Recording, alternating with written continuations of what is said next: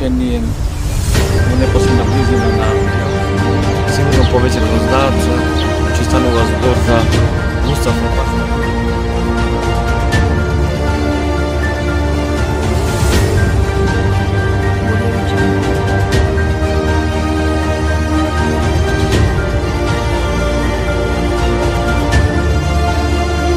Na ovoj prekrasan vjerski objekt strane. Фасадата и тамбурот иде целосно уништено. Они меѓутоа исто така 50 битови земјотрес се подигнаа на него.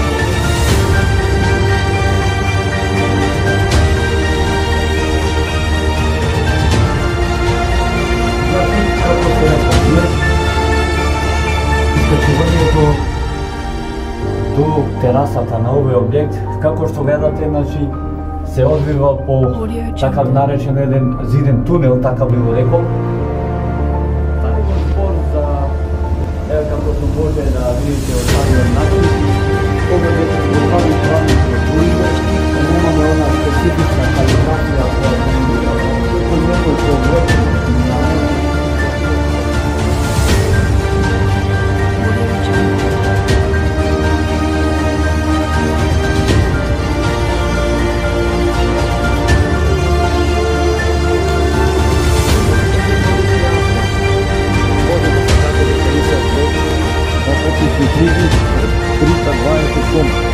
која пада во ова музеј на султаните Бајат II е градена на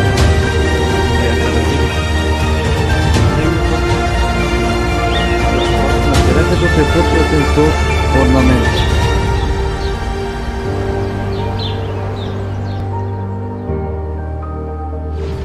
Audio Jungle.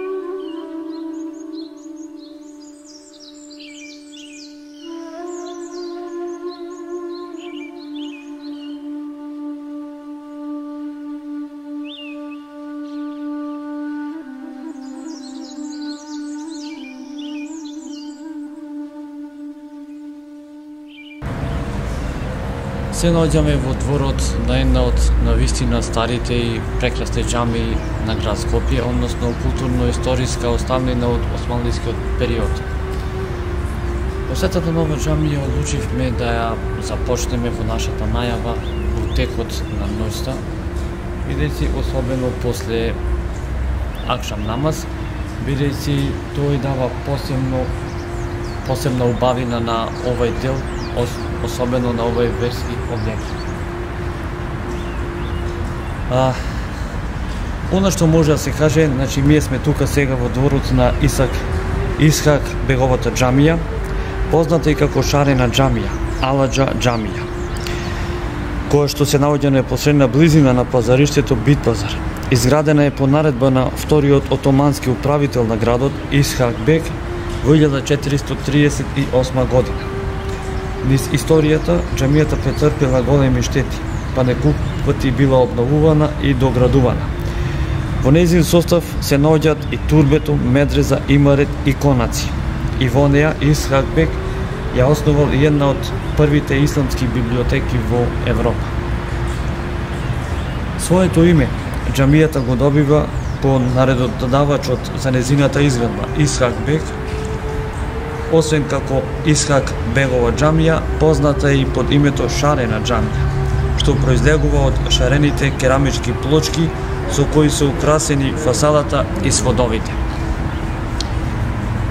А ние во нашето представување на оваа прекрасна џамија, значи покрај вечерниот амбиент, ќе имаме можност да ви презентираме и како ова навистина прекрасна џамија изгледа и во текот на денот. Сега ќе имаме можност малку да ја посетиме внатрешноста и потоа малку по малку ќе зборуваме и за градбата на ова навистина прекрасна џамија.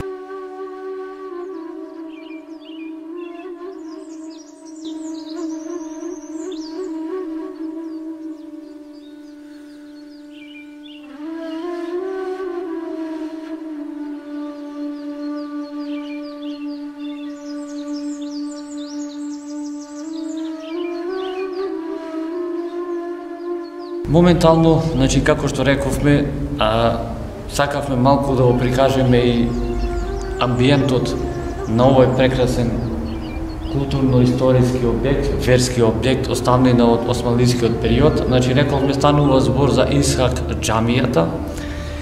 Џамија која што рековме пред малку изградена 1438 година.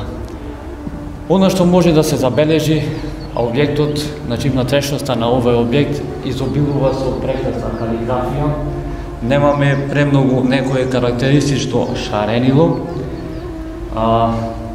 Објектот е делен во 1, 2, во 3 дела и главниот дел каде што се наоѓа михработ и мимберот, тоест местата каде што имамот, тоест оџата ги извршува сите оние должности кои што треба да ги извршува, се разбира. Значи 5 дневните намази, па потоа празниците Курбан Бајрам и Рамазан Бајрам, и се разбира други некои свечености кои што се поврзани со исламот.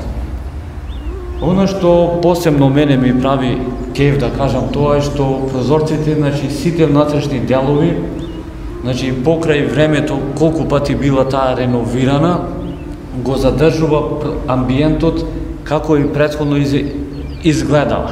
Значи тоа тргнувам од прозорците, па делот од стаклата, при кој што во вечерниот амбиент светлата продираат и на тој начин навистина на овој објект му даваат уште подобар амбиент и изглед.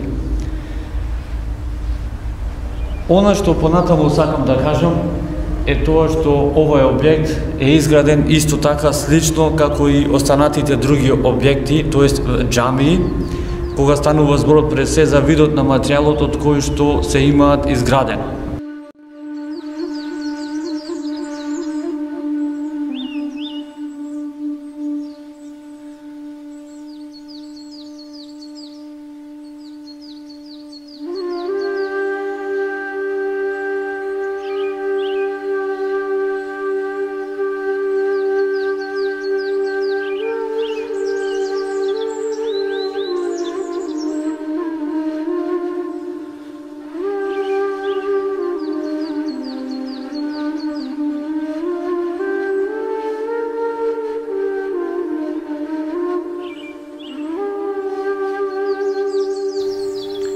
Според зачуваните податоци, џамијата била изградена во 1438 година, само 2 години по изградбата на Султан Муратовата џамија, а за незината изградба наредба дал вториот османлиски управител на Скопје Исхак бек.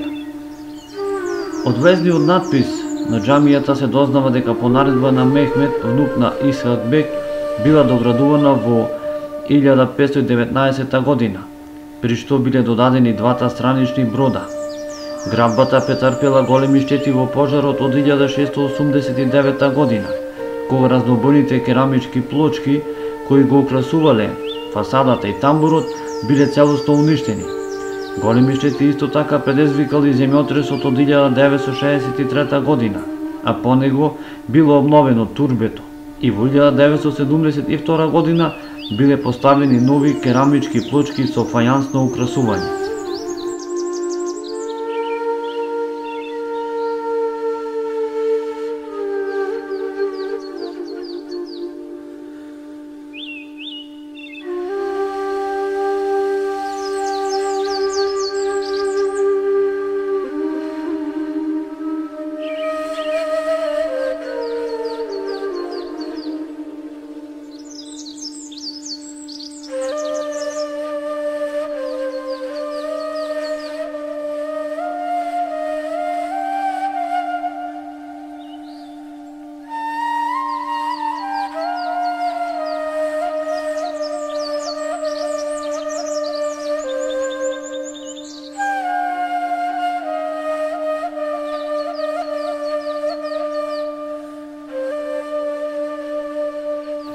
Натрешнота на џамијата е соукрасен со различни релјефи и сликани украси, а незините зидови завршуваат со фајансно украсен венец и шестокрака звезда од керамички плочки.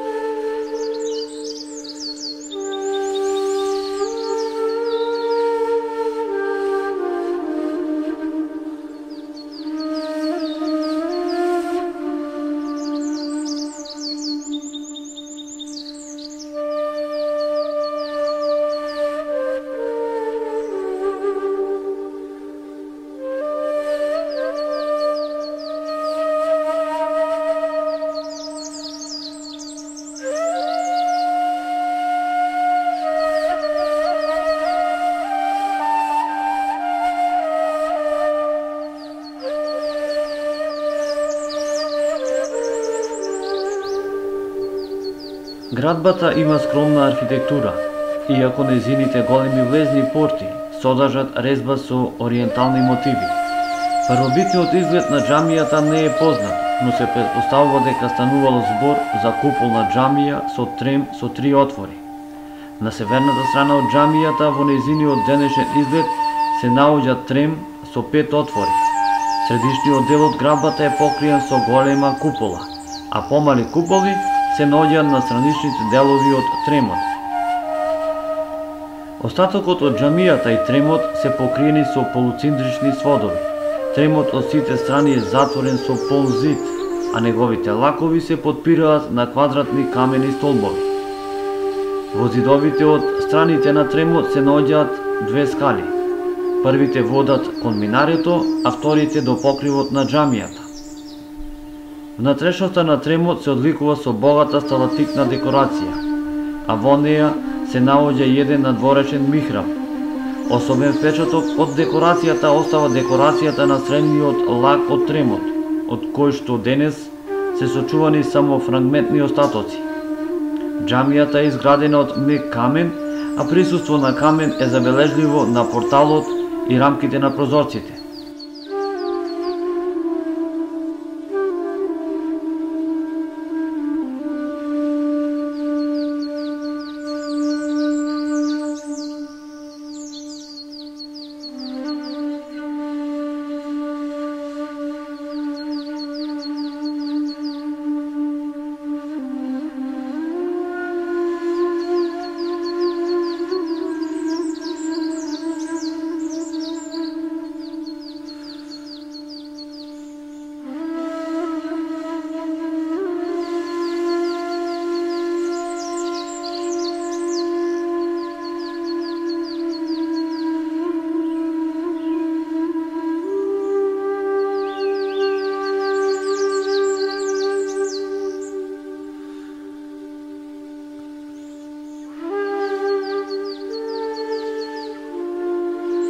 Во дворот на џамијата се наоѓа шадарван, кој што во споредба со првобитниот го има сочувано средишниот дел од камен. На просторот околу градбата и турбето се наоѓале гробишта, а денес се сочувани надгробни споменици кои што се стари од 16-тиот и 19-тиот век и имаат голема историска вредност за градот. Во минатото џамијата ја сочинувале и турбе, медреса, имарет и конаци. Овде, исто така Исхак Бек ја основал и една од првите исламски библиотеки во Европа, која во 1445 година ја оставил во своето завештание како дел од имотот на џамијата.